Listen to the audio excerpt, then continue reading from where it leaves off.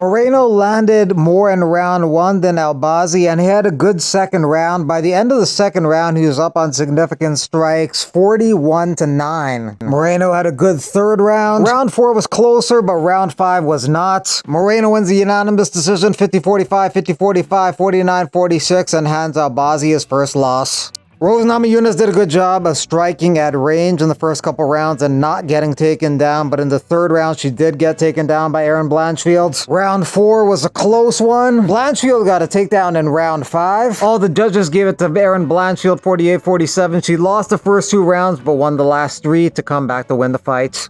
Ribeiro takes a split decision over Machado.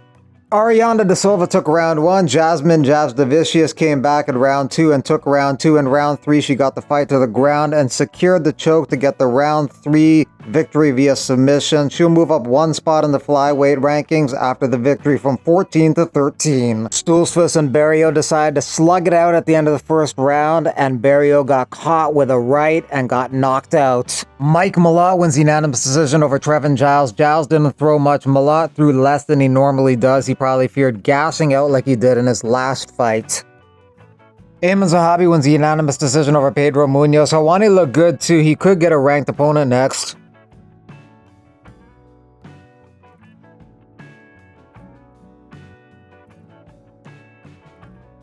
Charles Jourdain gets a second round guillotine over Victor Henry. That's his specialty. He goes for that time and time again because he keeps getting it over and over again. 3 of his last 4 wins have come by guillotine, and he is successful. In his bantamweight debut, he looked big and strong and very powerful.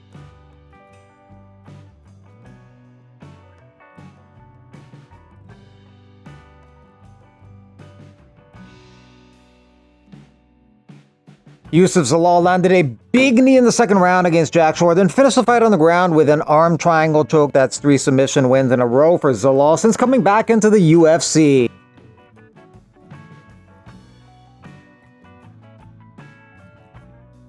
Youssef Zalal is now tied with Shavkat Rakhmonov for the longest active UFC submission streak with 3. Alexander Romanov wins a unanimous decision over Nascimento. Most of the heavyweights could be 205 if they were disciplined. Change my mind. Siri City wins a split decision over Garrett Armfield. Close fight, but I felt Armfield took rounds 1 and 3. Another reason why judges should explain their rulings so that us fighters and coaches can assess the fights in real time to help us make decisions to possibly win back the round or finish the fights. Surprisingly, City actually said he thought that he lost after the fight. Refreshing honesty that you don't see that often. Garrett Armfield's reaction to that is, well, shit. Someone investigate these judges. Half my pay with this inflation. Someone called Donald Trump, Dana White. Pure ground dominance by Cody Gibson over Chad Anheliger. You look at the ground control stats over there. He wins the decision 30-27, 30-27, 30-26. Jamie Lynn Horth dropped the first round, but then she won the next 2 en route to a split decision victory over Ivana Petrovic. Jonathan Deniz versus Derek Lewis got scrapped from the card because Derek Lewis was deemed medically unfit to fight. The UFC has matched up Deniz with Marcin Tybura in 2 weeks' time at UFC 309, November 16th in Madison Square Garden, New York City. Great opportunity for Deniz to break into the top 10 if he can beat number 9 ranked Tybura. Tybura is more well-rounded, I'd say, but Deniz is such a heavy hitter he can knock out anybody. I'm always ready for some action, especially in the legendary Madison Square Garden. New unified rules came into effect this weekend as well. The downward 12-6 elbow removed from the list of fouls, and the language regarding a grounded opponent has been updated. The 12-6 elbow, which was always a foul under unified rules, is now removed. So any motion of the elbow in any position is now allowed. What I want people to remember is the motion, i.e. the movement, the straight up, straight down is now legal, but it's the target areas, the illegal target areas shall remain the same.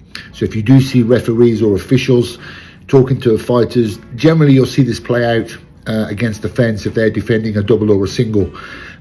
What we're looking for is now we don't have to concentrate on the motion of a straight up, straight down, but we're still obviously as referees being mindful of the fact that the point of the elbow will not land anywhere near the back of the head or the nape of the neck area. So that's one thing to remember. The second, I think people are probably more in anticipation and looking forward to, is the definition of a grounded fighter. Before, again, you would see this more commonly play out against the fence. Someone has a snap down, a front headlock, standing guillotine. When a fighter would put a single hand or a fist on the mat, you could not knee them in the head. Now, the new revision tells us that we can. So if a fighter elects to put a hand down, even two hands, flat on the mat while still standing, they can be legally kicked or kneed in the head. To make themselves grounded and not be able to be kneed in the head, they would have to put any other body part in contact with a mat, excluding the hands.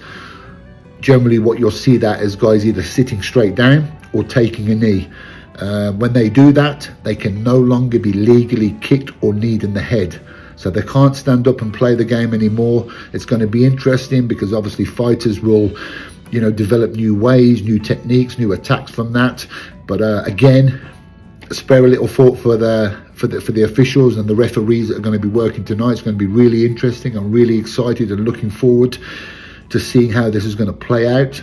The sport is evolving, the rules are evolving, and to me that's a good thing. New chapter in the career of Max Holloway. He's moving from 145 to 155 permanently. Good move. It eliminates that difficult weight cut for him. He's always really drawn out. He's acknowledged making the 145-pound featherweight limit has become increasingly difficult, and moving up to lightweight will allow him to compete at his natural weight, although he probably has to put on a little bit of size, which he will. He's already done everything there is to do in the featherweight division, won the belt, defended the belt. He's fought all the top guys, so it'll be fun seeing him move up to lightweight and create some new opportunities there. Maybe he could take on Dan Hooker. That'd be an interesting striking battle, interesting contrast of styles in the striking department. It could even be for the BMF title. The BMF title doesn't really mean anything, so just make it for the BMF title. You could also have him fight the winner of Charles Oliveira versus Michael Chandler. He fought Oliveira back in the day and beat him. It'd be an exciting fight if they fought again. Fighting Chandler would also be a very interesting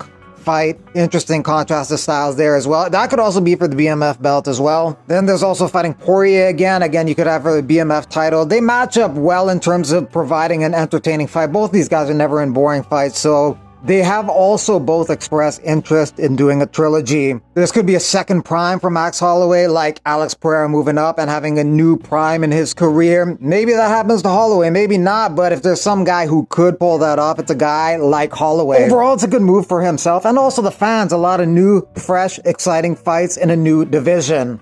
Mikey Musumeci no longer competing in one championship. He's moving from Asia back to the United States and he's going to compete there.